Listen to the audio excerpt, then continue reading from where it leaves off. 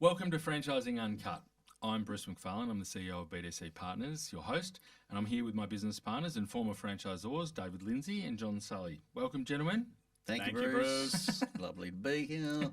Yeah, no, we were just chatting earlier. We've had there's lots of things that franchisors want to hear about and some topics. People have been saying, can you talk about different things? But one of the things that sort of comes up a fair bit in our businesses now, and obviously in your businesses before, is why aren't franchisors growing at the rate that they want to grow? Like, what's stopping franchisors actually hitting their development schedules? We talked about interest rates last year, and there was lots of reasons why, and landlords are problems, and trying to find franchisees. But what do you think, Dave? Well, let's start with you. So, I think the growth. If we talk about growth as our overarching topic, do franchisors really know who they're looking for in terms of their franchisees? Well, it's an interesting one because I know when we done our conference up in Brisbane, I done a whole piece on, are you identifying who your ideal franchisee is? Because, traditionally franchising has been about, do they have a pulse? Do they have a checkbook? Let's go. Let's rock and roll. We're ready to go, baby. But I think if you strip it back, there is definitely a more educated franchisee buyer that's in the market now. They're asking all the right questions. Definitely. They understand. They're talking about ROI. They're talking about franchisee satisfaction. They are going into everything. So it's a lot more educated. It's not just brand loyalists or loyalty that's driving it. It's actual, no, I want to be a business owner, and they are asking the right questions. So one of the main things, and what I've, since setting up BDC Recruitment, I'm finding that there's not a massive amount of time and effort where businesses have put into developing out their franchise development strategy. There's a huge disconnect between marketing, if they're doing it internally, doing lead generation internally, and the sales and the recruitment side of things. And that disconnect is both of them are KPI'd differently. Marketing are being KPI'd by the number of leads that they're generating, and typically the conversion rate that we're seeing is anywhere from 0.5% lower, which is terrible. And then the salespeople are like, well, we're not hitting targets because we're getting terrible leads.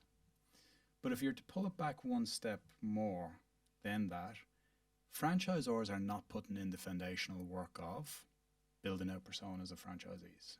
Like, who is it that we want to be talking to? Who is our ideal franchisee? Looking at your network, looking at who are the best people in our network, and going, what's their motivation? What's their goals? What is it that's driving them to get up every day? Why is it that they want to get into business for themselves? Demographics is just not strong enough now. You have to build out the why. So there is a huge amount of work that's been left undone prior to just sticking up a Facebook campaign and going, leads, come on in, and somebody will contact you. The other thing that's really disappointing, and having come onto this side of the fence again, onto the service provider side, I just can't believe the response rate of the franchisors. Like on Hatch, because we're able to see this sort of stuff, we've got franchisors that will accept an inquiry in a couple of hours, which is great. We had a franchisor accept an inquiry, which was a test inquiry, 2 months. And these are people that are wondering why they're not growing. Yeah. So let's go. We can so dive there's a lot deeper. Dive into both those, but let's go on the persona one about actually understanding who your franchisee is. So I'd imagine, what year did you get into Michelle's at the start? 2000. So I imagine you weren't using a lot of data at that point about the actual franchisee. Couldn't even spell that, mate. Yeah.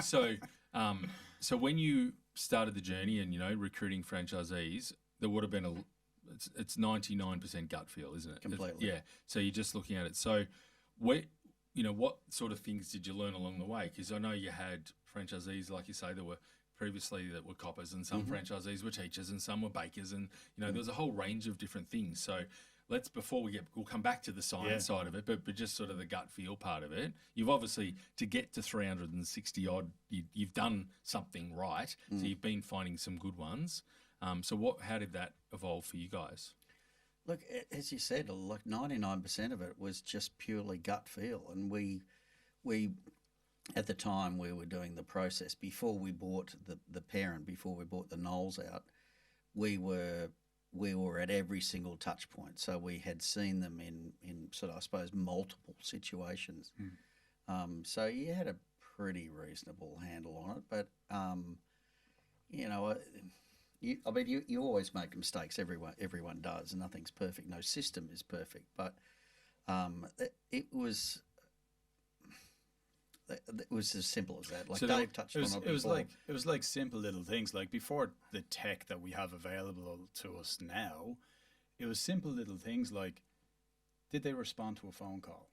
Did they get something done? If you said, can you get this done for me over the weekend and we'll go through it on Monday, and they get it done over the weekend, you go through it, or are you chasing them up? Like, it's little behavior traits that you're looking for.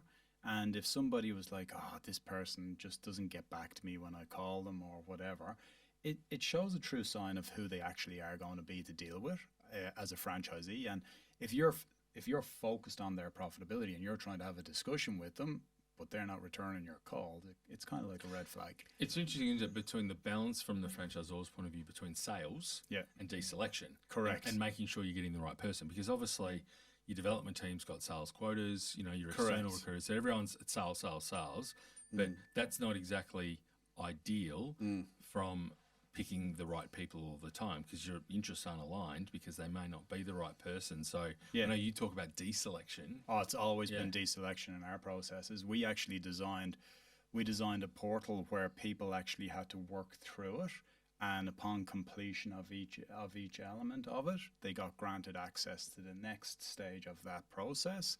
So it was a deselection process. Like, it wasn't hands off just because they were in this portal working through it.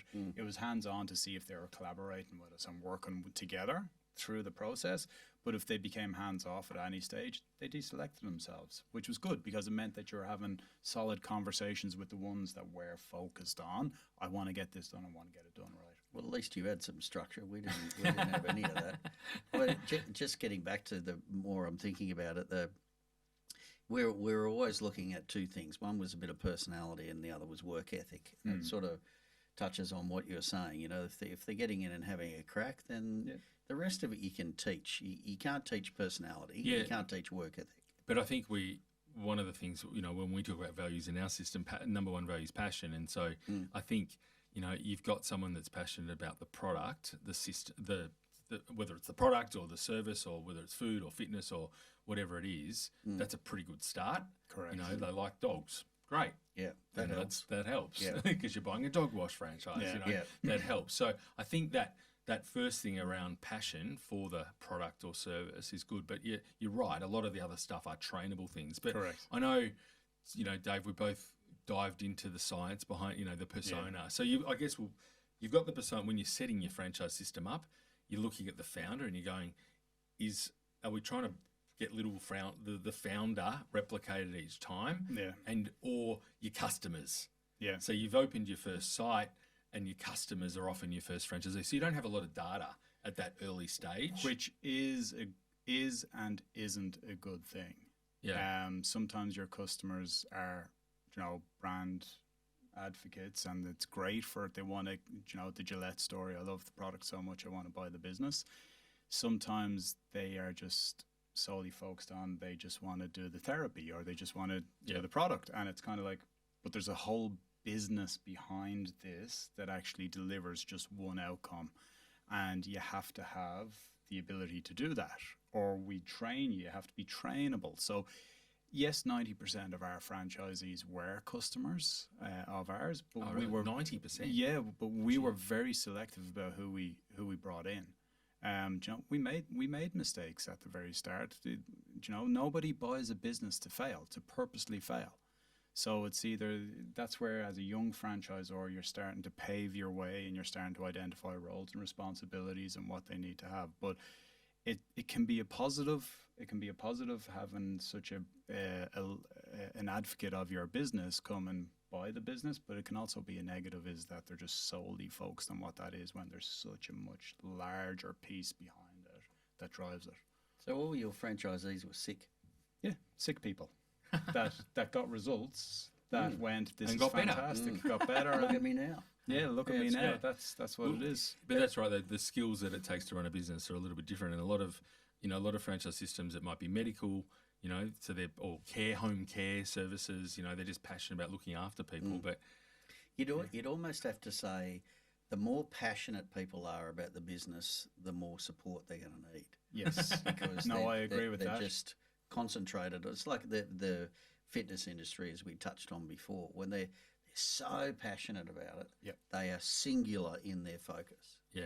and And everything they're else not falls by the losing. wayside. So now that you know there's tools around and data and stuff, so you know you've dived into the science a bit for yourself and looking. You know, when we started the business, we were looking around the world for tools that can help us with the personas and stuff. So what did what are your thoughts on that? Now? Well, it's interesting because first of all, you build out your persona of who your franchisee is and like what are their motives, what is it that they want to achieve in life, etc., etc.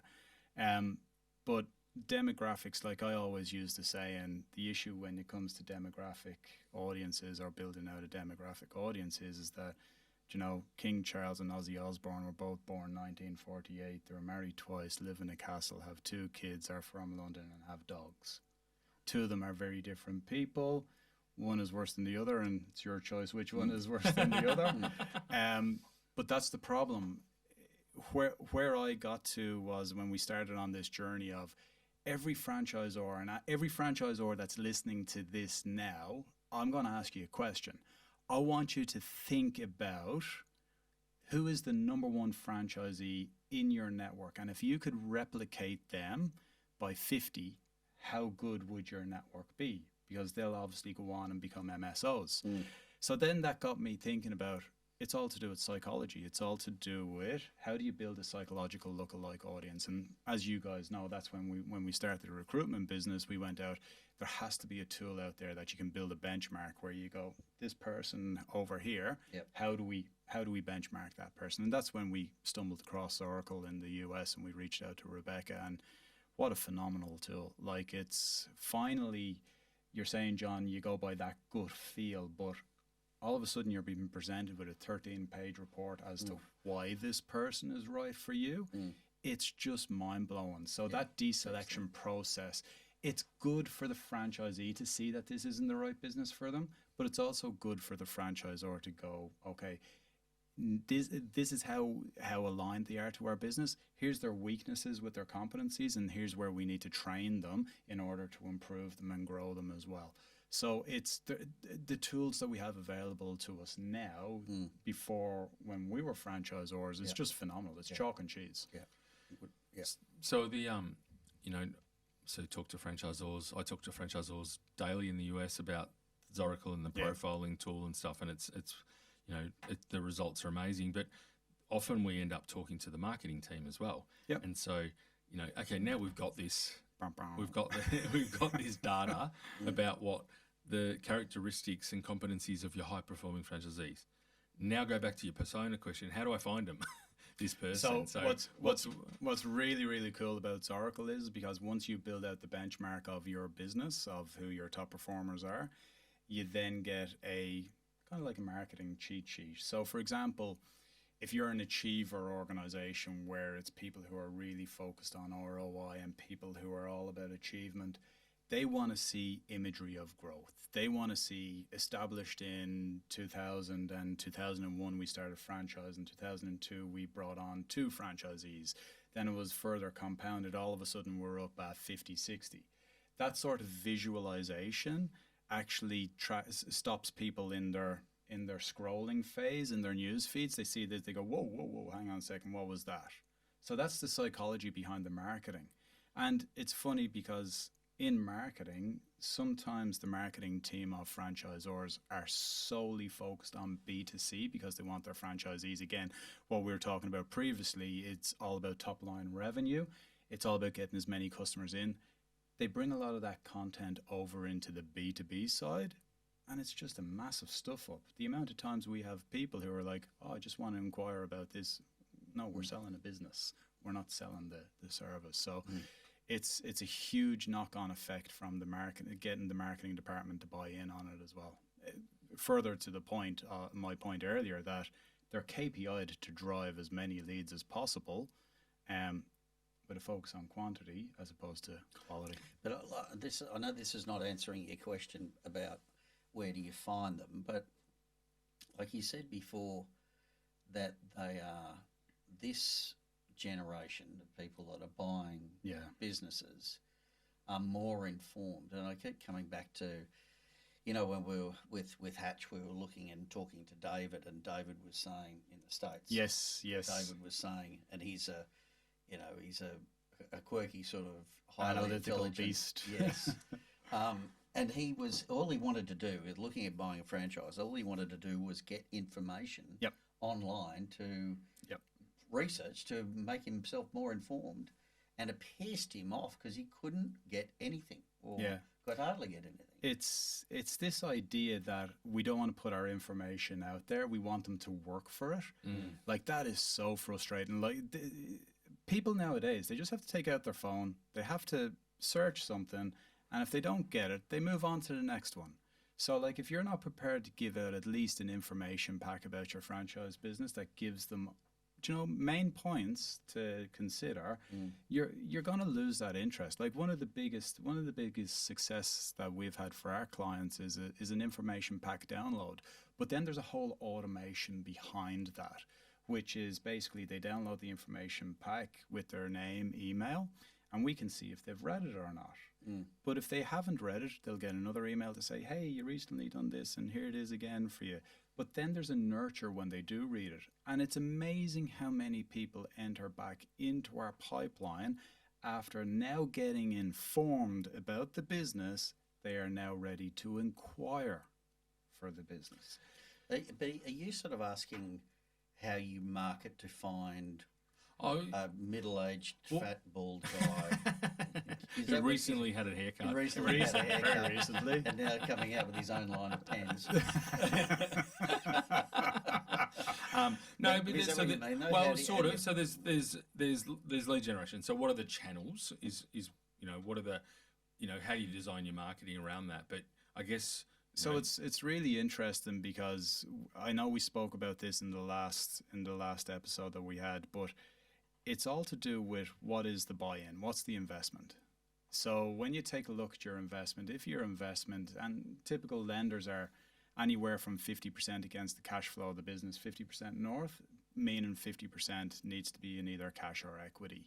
So if you take a look, let's say it's a $400,000 investment, which includes your GST, your all of the above, everything to buy in, which a lot of people like to leave out. Love getting that. That audience needs to have 200 grand. So all of a sudden we're going, okay, is the brand right for a 200 grand buy-in? Okay, what channels are those people going to be on? Are they going to be on Facebook? Are they going to be on Google? How are we remarketing to them? How are we, first of all, capturing their attention? And then how are we getting them on? How are we giving them the information? Then how are we following up to make sure that every lead that is hitting that page is seeing us again and again and again? Because that's where you start building your lookalike audiences.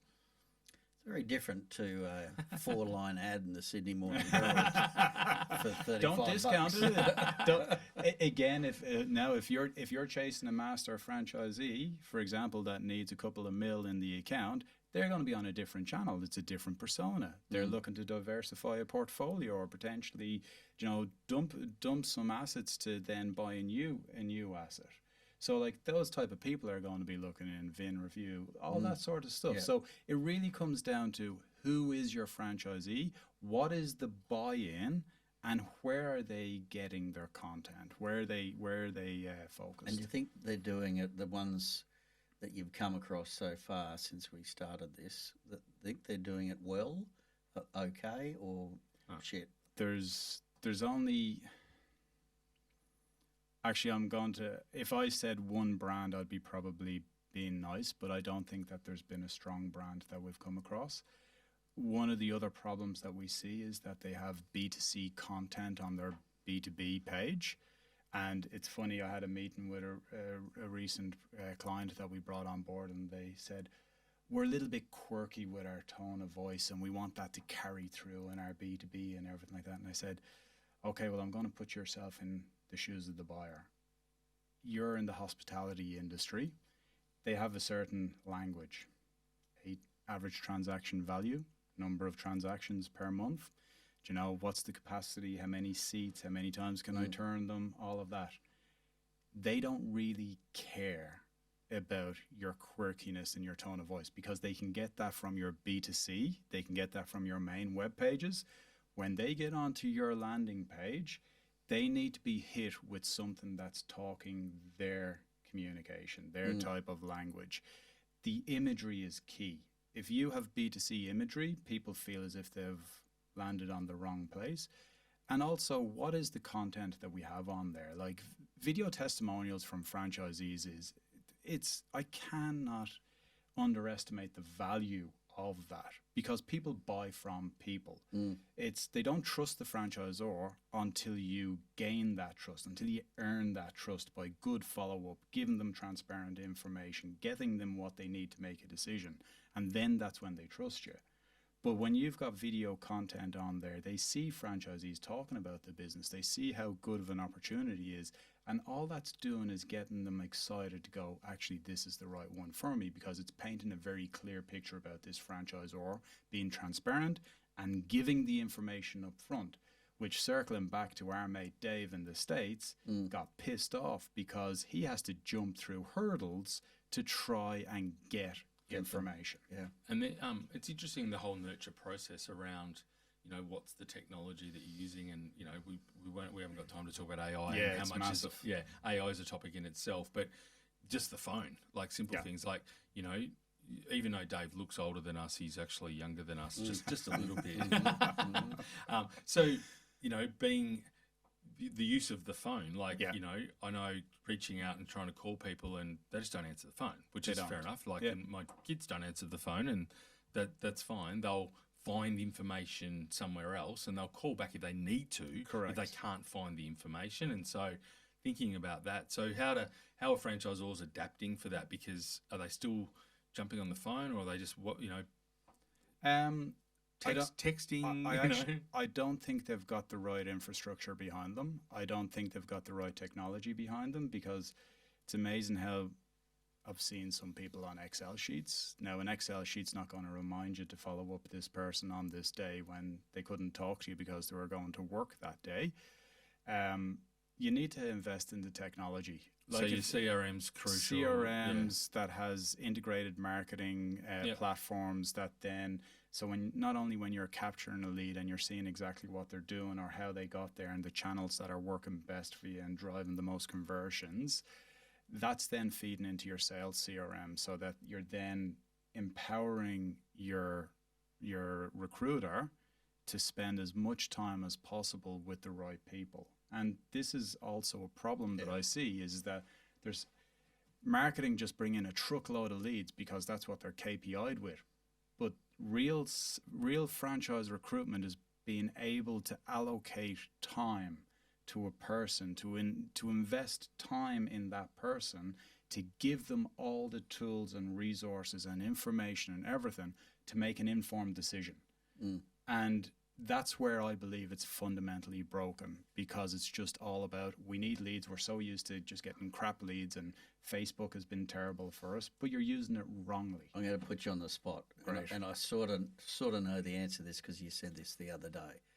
But what franchisors are spending at the moment on marketing for lead generation, what is it costing them? Usually, let's say bricks and mortar. It's not all bricks and mortar, but say bricks and mortar. What is it costing them to open up a new franchise? Yeah, it's a real interesting one, because it's going to vary from brand to brand. But some of the brands that we're working with, we've got it down to about between $7,000 and $8,000 advertising spend. I'll jump in, because in the US, it's like so I went to the Franchise Leadership and Development Conference in Atlanta in October, and they run sessions on all of this and broke it. It's like 11 and 12,000 US dollars there, and it's interesting. Average across right. Okay. Yeah. And but then they have reliable. They get all the research all the data. Yeah, okay. They do. They actually have the awards where they mystery shop recruitment and development. So they go through the whole process as a franchisee. So Dave was saying earlier about how long till they ring you back. So how long what sort of return call is it? Is it a day? Is it 2 days? Is it never? But some of even- them are never. Like about 30% never called them back. Do you even get a thank you? Do you even get a thank you email Yeah. after you send the inquiry to say this is what to expect next? Yeah, Like, the it's phenomenal. So that was in the States. That 30% of people do not get called back. No, because there's still a lot of systems that it's a deselection and make sure you ring a second time. So They're trying to sell a secret. Oh, that's yeah. good. So things like that, Jesus. but it's all the Yeah. they go through those awards, go through the whole process from what information do you provide them, what's on your website. Probably the other one is discovery days. That process around so they've got everything, they've done their application, they've done their business plan and their financial model. The franchisee's done all of this, and so they get into the office of the franchisor as part of it, still in the recruitment process. So Correct. Did you do stuff like that? No, I was just going to say this. There's people still doing that. We never did that. And again, it was they different do. times. The but- US, in the US, it's still a big part of the process.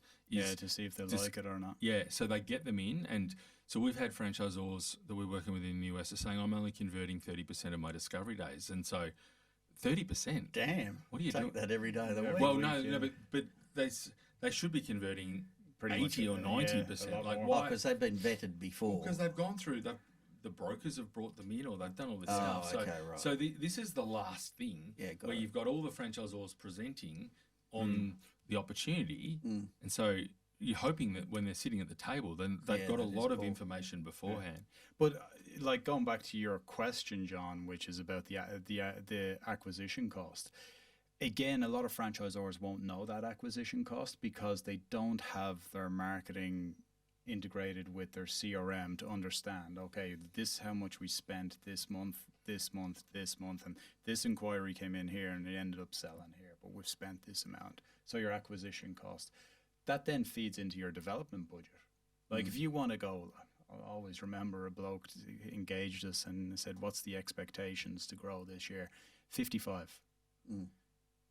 And you only want to spend $2,000 a month on marketing.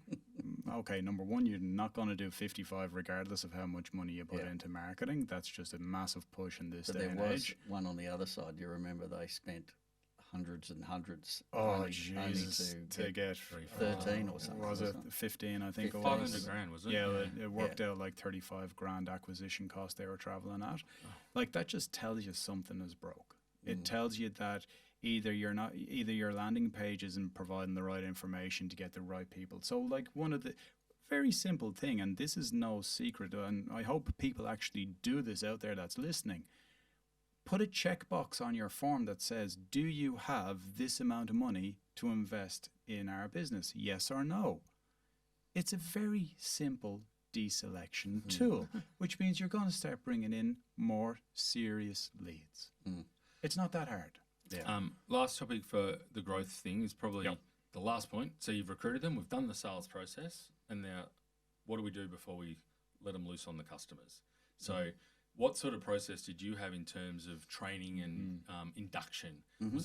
How sophisticated was it? Because, that first 3 months is just critical. So what were you doing back in, 2000s in the early days? Ours was 4 weeks, and then another 2 weeks in store.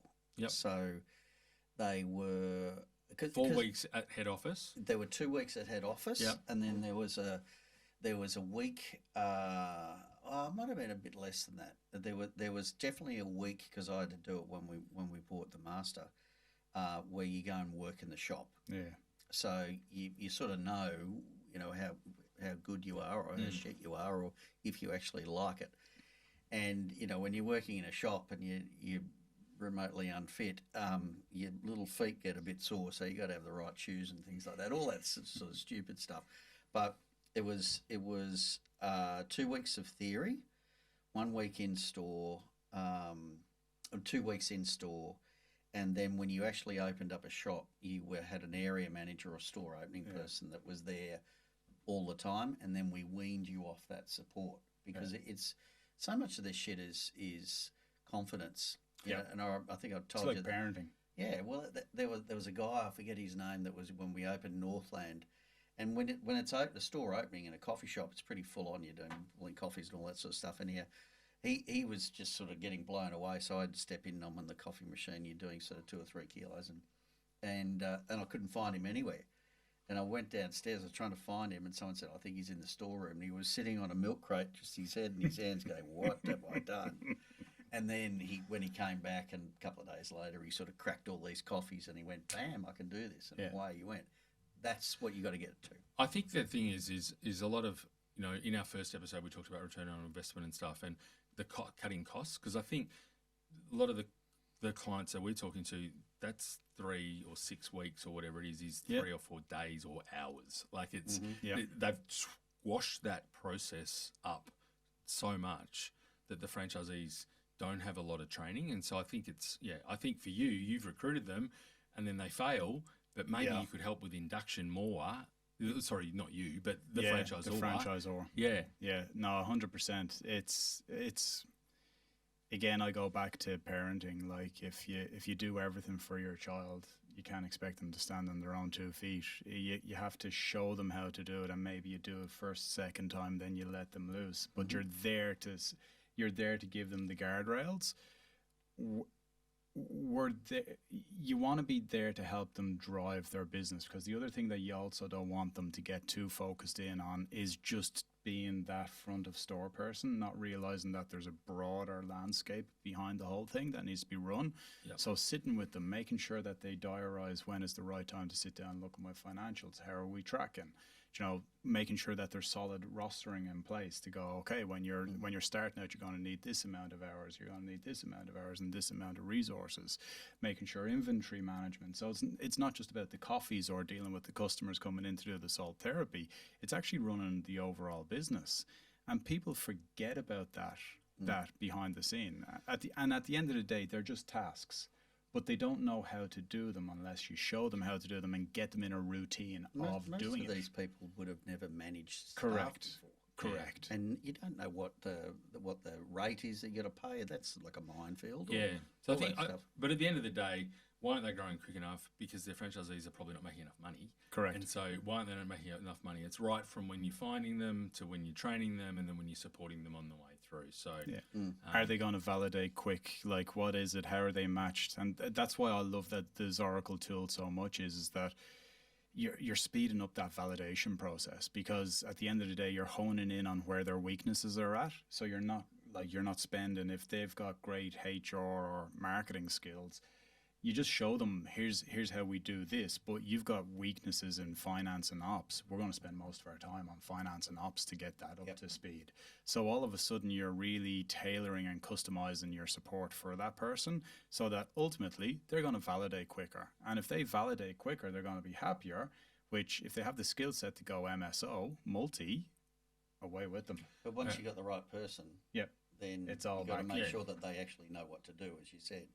3 days or 3 hours of bloody training. it's not dissimilar, follow a bit of football and, all the people they draft, these superstars, out of school, they don't all make it. Even though they've got all the natural ability and they've dominated as kids. Some get injured, but then some aren't developed. And so it's a bit of both. So Exactly. that's what we're going to draw it to an end there. We would love to get feedback from anyone who's listening about future topics that we're doing. Obviously today was about growth. Previously we talked a bit about return on investment, things about the success of franchisees, but love to hear from people. Text one of us for future topics. Thanks, gents. Thank Cheers. you. Thank you. Thanks, Bruce. Don't text me either.